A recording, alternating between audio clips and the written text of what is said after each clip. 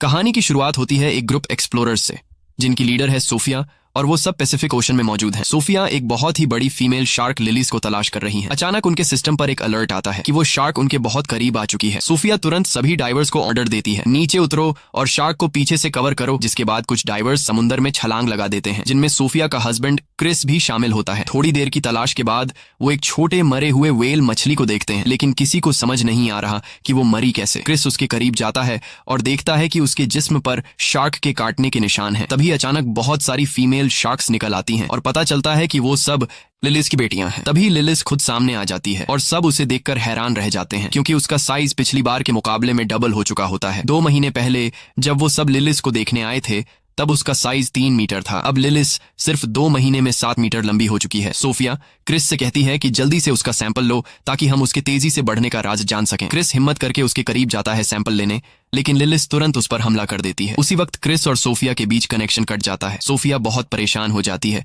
और खुद समुद्र में उतर जाती है ताकि अपने हस्बैंड को ढूंढ सके। वो जैसे ही नीचे जाती है, उसे क्रिस का कटा हुआ बाजू मिलता है और वहां और किसी डाइवर का कोई नामो निशान नहीं होता। वो समझ जाती है कि वो सब शार्क की खुराक बन चुके हैं, मगर वो हिम्मत नहीं हारती और फैसला करती है कि किसी तरह उस शार्क से सैंपल लेकर ही रहेगी। वो लिलिस के करीब पहुंचती है और सैंपल लेने की कोशिश करती है, लेकिन शार्क उस पर भी हमला कर देती है। सोफिया खुशकिस्मती से एक जाल में फंस जाती है, लेकिन शार्क जाल को खींचती हुई समुद्र की गहराइयों में ले जाती है। किसी तरह से वो जाल से निकलने में कामयाब हो जाती है और खुद को बचा लेती है। फिर 3 साल बीत जाते हैं और हम पहुंचते हैं पेरिस, जहां 2 नौजवान लड़के सीन नदी में मछलियां पकड़ रहे होते हैं। लेकिन अचानक उनके जाल में एक बम आ जाता है। ये देखकर वो दोनों लड़के पुलिस को इस बम की खबर देते हैं। बम की खबर सुनकर रिपोर्टर्स भी वहां आ जाते हैं। तभी पुलिस आकर लोगों को समझाती है कि वर्ल्ड वॉर 2 के दौरान यहाँ शेल्स और मिसाइल्स रखी गई थीं, इसलिए डरने की कोई जरूरत नहीं है। यहाँ अक्सर बम मिलते रहते हैं और जब तक हम यहाँ हैं कुछ नहीं होगा। लोगों को यकीन दिलाया जाता है कि नदी सुरक्षित है। फिर हम पहुंचते हैं व्हेल कंजर्वेशन सेंटर, जहां हमें सोफिया दिखाई देती है। अब सोफिया ने शार्क पर रिसर्च करना बंद कर दिया है और अब वो बच्चों को मछलियों के बारे में जानकारी देती है। लेक्चर के दौरान उसे महसूस होता है कि कुछ लड़के उसका मजाक उड़ा रहे हैं। वो कह रहे होते हैं, कहाँ है वो सैंपल जो तुम्हारे हस्बैंड ने लाया था? क्या वो शार्क उसे मारकर सिर्फ सैंपल ही छोड़ गई? सोफिया बहुत दुखी हो जाती है और लेक्चर छोड़कर बाहर निकल जाती है। तभी एक लड़की नोरा उसे रोकती है और कहती है, मैं तुम्हारी सबसे बड़ी फैन हूँ, मैं तुम्हारे सारे रिसर्चेस को फॉलो करती हूँ, खासकर शार्क वाले। सोफिया कहती है, मैंने वो सब रिसर्च उसी दिन छोड़ दिए थे जब मेरे हस्बैंड की मौत हुई।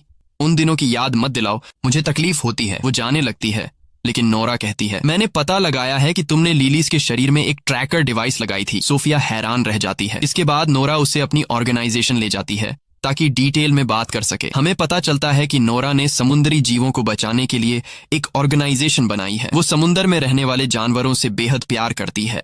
नोरा सोफिया को बताती है कि उसने पिछले 3 साल से लिलीज की मॉनिटरिंग की है और कहती है, सोफिया तुम्हें ये पता नहीं होगा कि लिली सब सीन नदी में है। सोफिया हैरान रह जाती है और कहती है, ये नामुमकिन है क्योंकि शार्क फ्रेश वाटर में जिंदा नहीं रह सकती। नोरा बताती है कि क्लाइमेट चेंज और पॉल्यूशन ने लिलीज की नेचर को बदल दिया है और अब वो इस माहौल में भी जीने के काबिल हो गई है। हमारे ग्रुप की कोशिश है कि उसे वापस समुद्र में भेज दें, वरना वो किसी भी वक्त मर सकती है। नोरा कहती है, मैं आज रात डाइव करने वाली हूँ, तुम भी साथ चलो। सोफिया हम दोनों शार्क को देखते हैं और उसे उसके घर वापस ले जाते हैं। सोफिया कहती है, क्या डाइव? तुम्हें क्या लगता है ये इतना आसान है? ये बहुत ज्यादा रिस्की है, ऐसा करने से तुम्हारी जान जा सकती है। ये कोई आम सी मछली नहीं, ये दुनिया की सबसे खतरनाक शार्क है। सोफिया वहां से निकलकर अपने घर पहुंचती है। घर जाकर वो अपने हस्बैंड के आखिरी मिशन की वीडियोस देखती है और वो रो पड़ती है, क्योंकि उसी ने अपनी टीम से कहा था कि वो इस मिशन में उनके साथ है। वो गिल्टी फील कर रही होती है क्योंकि वो सब उसकी वजह से मारे गए। दूसरी तरफ हम देखते हैं कि नोरा अपनी दोस्त बिन के साथ सीन नदी में एक बोट पर होती है। नोरा कहती है, क्या तू मेरे साथ नहीं उतरेगी? बिन पानी में उतरने से इनकार कर देती है और कहती है, तू जा, मैं यहाँ तेरा ध्यान रखती हूँ। नोरा अकेले ही पानी में उतरती है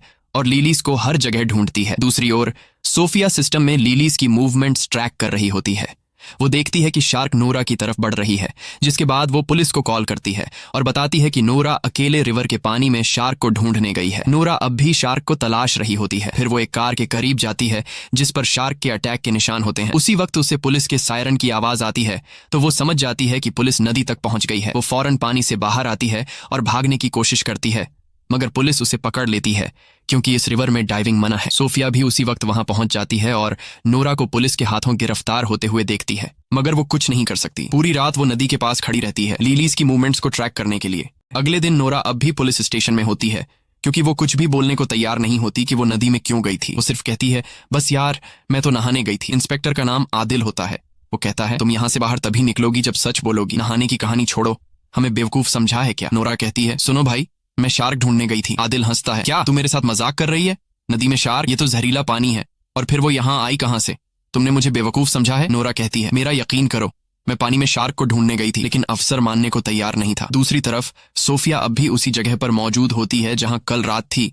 शार्क की मूवमेंट्स को देख रही होती है और वो काफी नर्वस और डरी हुई होती है क्योंकि शार्क उसके बहुत करीब होती है। तभी उसे पुलिस स्टेशन से कॉल आती है और उसे अपने ऑफिस बुलाया जाता है। वहां जाकर उसे पता चलता है कि ये कॉल नोरा की रिक्वेस्ट पर की गई थी ताकि वो ये प्रूव कर सके कि शार्क वाकई नदी में है। तभी पुलिस को एक लाश मिलती है नदी के किनारे से। सोफिया लाश की हालत देखकर डर जाती है क्योंकि लाश का आधा हिस्सा गायब था, जैसे उसे किसी बड़े जानवर ने काटा हो। सोफिया कहती है ये काम तो शार्क का ही लगता है। फिर वो पुलिस स्टेशन जाती है और एक लेडी इन्वेस्टिगेटर को सारी जानकारी देती है जो वो लिलीज के बारे में जानती थी। वो ये भी बताती है कि ये शार्क बहुत खतरनाक है, जैसा कि तुम लोग समझ रहे हो वैसी नहीं। इसका साइज बहुत तेजी से बढ़ रहा है और हमें एक एक्सपर्ट टीम चाहिए ताकि हम शार्क को उसके असली समुंदर में वापस ले जा सकें, वरना अगर ये नदी में रही तो किसी भी वक्त मर सकती है। लेकिन वही नोरा को लगता है कि सोफिया और ऑफिसर शार्क को मारने वाले हैं, इसलिए अब नोरा शार्क को बचाने के काम पर लग जाती है और ऑफिसर सोफिया और अदिल को ऑर्डर देती है कि शार्क को सेफ तरीके से समुद्र में पहुंचाया जाए। फिर सोफिया डाइवर्स की टीम के साथ सीन नदी पहुंचती है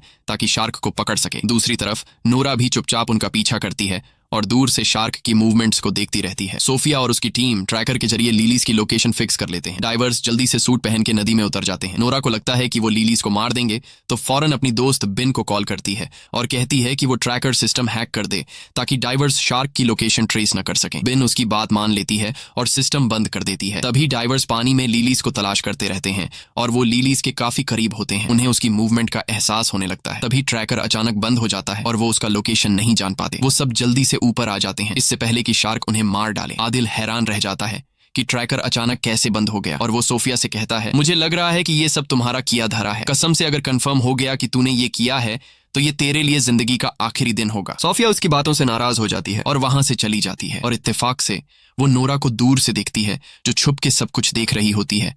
तो वो फौरन समझ जाती है कि उसी ने ट्रैकर का सिस्टम खराब किया है। रात को आदिल अपनी अफसर से बात कर रहा होता है और कहता है कि हमें दरिया के आसपास सब रुकावटें लगा देनी चाहिए जब तक हम उस शार्क तक नहीं पहुंचते। तो वो कहती है कि हम नदी का किनारा बंद नहीं कर सकते क्योंकि कुछ दिनों बाद यहाँ एक बहुत बड़ा रेस फेस्टिवल शुरू होने वाला है जिसे हम किसी भी हालत में रद्द नहीं कर सकते। पता चलता है कि ये फेस्टिवल एक बड़ी स्विमिंग रेस है जो सीन नदी में होने वाली है और इसमें देश के सबसे प्रोफेशनल स्विमर हिस्सा लेने वाले हैं। जाहिर है कि सिटी मेयर इस फेस्टिवल को कैंसिल नहीं करेगी क्योंकि इस पर $1 अरब से ज्यादा डॉलर खर्च हो चुके हैं। आदिल बहुत मायूस हो जाता है और सोफिया के बारे में सर्च करता है और उसे सब कुछ पता चल जाता है कि उसके आखिरी मिशन के बाद क्या हुआ था। उसका हस्बैंड और पूरी टीम मर गई और वो अब भी खुद को कसूरवार मानती है। आदिल बहुत दुखी होता है कि उसने उसके साथ सख्त बात की और उसे नाराज करके भेज दिया। अगले दिन नूरा एक वीडियो बनाती है जिसमें वो शार्क के साथ हो रहे जुल्म पर बात करती है। वो कहती है कि हर साल लाखों शार्क मार दी जाती हैं ताकि ब्यूटी प्रोडक्ट्स और अमीरों के खाने बन सकें।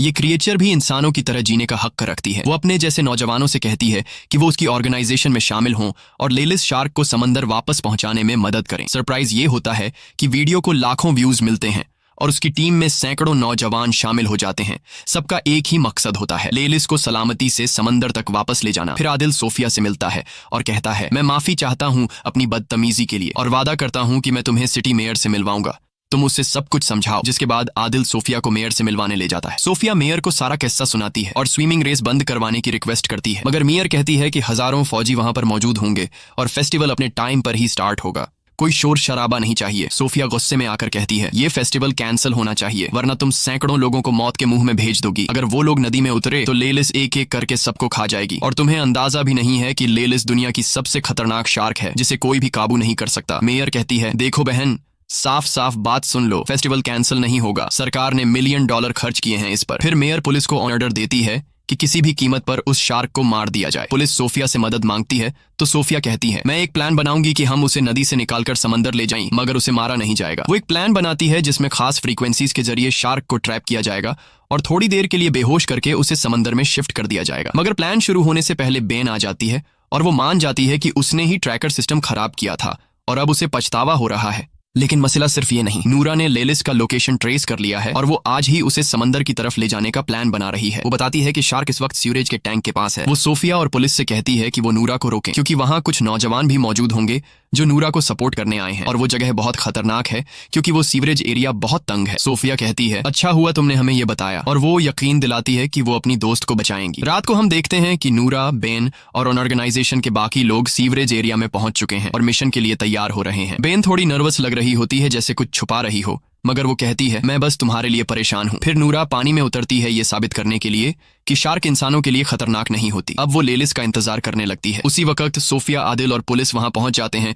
और उससे कहते हैं, फौरन पानी से बाहर आओ। मगर वो लड़की जिद करती है कि वो मिशन पूरा करेगी। सोफिया उस पर चिल्लाती है, जो तुम कर रही हो वो गलत है, ये शार्क तुम्हारी सोच से भी बड़ी है, वो तुम्हारा सोनार डिवाइस और तुम्हें जिंदा खा जाएगी। इसी वक्त नूरा के पास एक शार्क नजर आती है। सोफिया फौरन समझ जाती है कि ये छोटी शार्क लेलिस की बेटी है, लेकिन नूरा बहुत एक्साइटेड होती है और शार्क के करीब जाती है और उसे छूने लगती है ताकि सोनार डिवाइस से उसका पता लगा सके। तभी अचानक आदिल पानी में छलांग लगा देता है ताकि नूरा को बचा सके, लेकिन अचानक शार्क गुस्से में आ जाती है और नूरा पर हमला कर देती है और उसे निगल जाती है। उसी समय पूरे इलाके में हलचल मच जाती है और सभी नौजवान डर के मारे वहां से भागते हैं और उनका जो फालतू सा प्लान था शार्क्स को बचाने का, वो इन्हें ले डूबता है। अब हर एक बंदा खुद को बचाने की कोशिश में लगा हुआ था, लेकिन बदकिस्मती से जगह तंग होती है और काफी लोग पानी में गिर जाते हैं और लेलिस और उसकी बेटी उन्हें मार देती हैं। हर तरफ पानी में इंसानों के टुकड़े नजर आ रहे थे। सारा पानी खून से लाल हो गया था। जैसे तैसे करके स्विमर थोड़े बहुत लोगों को बचा लेते हैं, लेकिन ज्यादातर लोग वो होते हैं जिनके हाथ या टांगें कट चुकी होती हैं, यानी वो सिर्फ बचा हुआ शरीर वापस ले आते हैं। फिर सब जख्मियों को पीरिस के हॉस्पिटल ले जाया जाता है, जहां सोफिया शॉक में खड़ी होती है और यकीन नहीं कर पा रही होती कि क्या हुआ। वो रोने लगती है, अपने शौहर और पुरानी टीम को याद करती है। तभी आदिल उसके पास बैठता है और उसे तसल्ली देता है। कुछ देर बाद आदिल और सोफिया को सीवरेज एरिया में बुलाया जाता है। जब वो वहां पहुंचते हैं तो लेलिस की बेटी की लाश मिलती है। उसे लैब ले जाया जाता है ताकि सोफिया उस पर रिसर्च करे, शायद कोई क्लू मिल जाए। उसी समय सोफिया को पता चलता है कि ये शार्क सिर्फ 2 महीने की है और वो प्रेग्नेंट भी है, और सोफिया को लेलिस की बढ़ती हुई ग्रोथ का भी पता चल जाता है। हैरान करने वाली बात यह होती है कि ये फीमेल शार्क बिना किसी मेल शार्क के कोलैब किए बच्चे पैदा कर सकती है, यानी बिना नर के खुद ब खुद बच्चे देना। सोफिया समझ जाती है कि ये शार्क बहुत बड़ी आफत है, क्योंकि लेलिस की तादाद कुछ महीनों में बहुत ज्यादा बढ़ जाएगी और ये इंसानों के लिए बहुत बड़ा खतरा बन सकता है। इसीलिए लेलिस और उसकी सारी नस्ल को खत्म करना बहुत जरूरी है, वरना वो इंसानों को खत्म कर देगी। अगले दिन सोफिया और उसकी टीम मेयर के ऑफिस पहुंचती है और उसे सारी नई जानकारी देती है। मेयर बहुत नाराज होती है क्योंकि मिशन नाकाम हो चुका होता है और स्विमिंग फेस्टिवल स्टार्ट होने में सिर्फ कुछ ही घंटे बाकी होते हैं। वो कहती है कि किसी भी तरह इस शार्क को मारो। सोफिया उस पर गुस्सा करती है और कहती है, तुम्हारे लिए पैसे ज्यादा अहम हैं या लोगों की जानें? मेयर गुस्से में कहती है, बाहर निकलो यहाँ से। और फिर वो फैसला करती है कि शार्क को मारने की जिम्मेदारी अब फौज को दी जाएगी। फिर सोफिया और आदिल कैफे में बैठे बात कर रहे होते हैं। सोफिया कहती है, अगर फेस्टिवल को ना कैंसिल किया गया तो बहुत बड़ी तबाही हो जाएगी, क्योंकि मेयर पैसों की भूखी है और मुकाबला हर हाल में कराएगी। आदिल कहता है, चलो मिल के दुनिया बचाते हैं। वो दोनों प्लान बनाते हैं कि वो मेयर के बिना शार्क्स को मारेंगे। फिर आदिल अपने दोस्तों से बात करता है और उनसे मदद मांगता है। सब दोस्त राजी हो जाते हैं और एक टीम बनाते हैं। पहला काम ये होता है कि 2 बम एक्सपर्ट्स को बुलाया जाए ताकि वो पानी में डायनामाइट लगाए और उसी से लेलिस को मारा जाए। फेस्टिवल के दिन सोफिया, आदिल और पूरी टीम नदी में गोता लगाती है और शार्क्स की तरफ बढ़ते हैं ताकि बम खास उनके घर में लगा दें। उधर मेयर मेला ओपन कर रही होती है। उसे कुछ भी पता नहीं होता आदिल और सोफिया के प्लान का। फौज भी अपनी बोट्स में तैयार बैठी होती है किसी भी हमले के लिए। सोफिया की टीम शार्क के मेन जगह तक पहुंच जाती है और वो वहां हजारों शार्क मछलियां देखती है। सोफिया अपनी टीम को कहती है कि रुक जाए, क्योंकि शार्क इंसानी हरकत से खतरा महसूस करती है। दूसरी तरफ मेला शुरू हो जाता है और स्विमर पानी में कूद जाते हैं। सोफिया और उसकी टीम शार्क्स के बीच बम लगा देती है और जैसे ही काम खत्म होता है सब ऊपर जाने की कोशिश करते हैं। तभी एक शार्क आती है और टीम के 2 बंदों को मार देती है। सोफिया आदिल को खींचती है ताकि जल्दी निकल सकें, लेकिन बम जल्दी फट जाते हैं। धमाका होता है और टीम के बाकी लोग ऊपर उनका इंतजार कर रहे होते हैं। सोफिया आदिल को ऊपर ले आती है। टीम उसे बोट में डाल देती है क्योंकि वो जख्मी होता है। तब सोफिया फैसला करती है कि वो अकेले नीचे जाएगी ताकि यकीन कर ले कि लेलिस मर चुकी है या नहीं। लेकिन जब वो वापस आती है तो पता चलता है कि लेलिस अभी भी जिंदा है। फिर अचानक लेलिस कश्ती पर हमला करती है, टीम को गिरा देती है और पूरी टीम को मार देती है। लेकिन खुशकिस्मती से आदिल और सोफिया बच जाते हैं और ऊपर आ जाते हैं। तब वो देखते हैं कि शार्क तैराकों की तरफ बढ़ रही है, तो वो दोनों पानी में वापस कूद जाते हैं ताकि उसे रोक सकें। लेकिन तब तक बहुत देर हो चुकी होती है। शार्क पहले ही तैराकों तक पहुंच चुकी होती हैं और एक एक करके सबको मारने लगती हैं। एक ही झटके में नदी का पानी लाल हो जाता है। हर तरफ इंसानों के टुकड़े तैर रहे होते हैं। पूरा इलाका चीख पुकार और अफरा तफरी से भर जाता है। तभी फौज पहुंचती है और लेलिस पर गोलियां चलाती है, लेकिन उन गोलियों का उस पर कोई असर नहीं होता। सबसे बड़ा खतरा यह होता है कि नदी के नीचे कई बम पहले से लगे होते हैं। अगर कोई गोली उन पर लग गई तो पूरा शहर उड़ जाएगा। और फिर वही होता है, एक गोली बम से टकरा जाती है और जोरदार धमाका होता है। पूरा शहर तबाह हो जाता है। धमाके की वजह से एक भयानक सुनामी आती है जो पूरे शहर को बहा ले जाती है। कई लोग डूबकर मर जाते हैं, जिनमें सोफिया और आदिल भी होते हैं। सोफिया पानी की सतह पर आती है और बेहोश आदिल को देखकर किसी सुरक्षित जगह ले जाती है। दोनों एक लोहे के बड़े टुकड़े पर चढ़ जाते हैं। कुछ देर बाद आदिल को होश आता है और वो पूछता है, हम कामयाब हो गए? शार्क मर गई ना? सोफिया उसकी तरफ देखती है। उसकी आंखों में आंसू होते हैं, लेकिन वो कुछ नहीं बोलती। आदिल चारों तरफ देखता है और सदमे में चला जाता है। पूरा पेरिस शहर डूब चुका होता है और हर तरफ शार्क मछलियां तैर रही होती हैं।